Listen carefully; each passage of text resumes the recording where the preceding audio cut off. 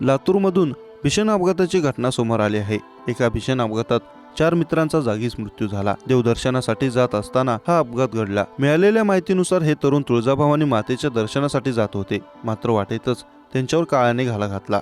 चौघांच्याही मृत्यूने कुटुंबियांसह मित्रपरिवारामध्ये शोककळा पसरली आहे।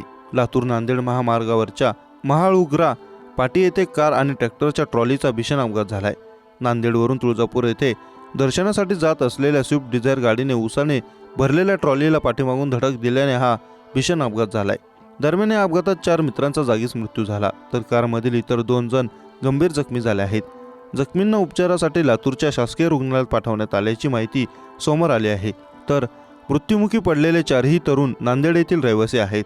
मोनू कोतवाल, शिवराज लंकाडाही, कृष्णा मणके आणि नरमंग कात्रे अशी मृतांची नावे आहेत। या चौघांसह आणखी 2 जण नांदेडहून तुळजापूर येथे दर्शनासाठी निघाले होते। रविवारी पहाटेच्या सुमारास लातूर नांदेड महामार्गावर त्यांच्या गाडीला भीषण अपघात झाला आणि त्यात चौघांचा जागीच मृत्यू झाला।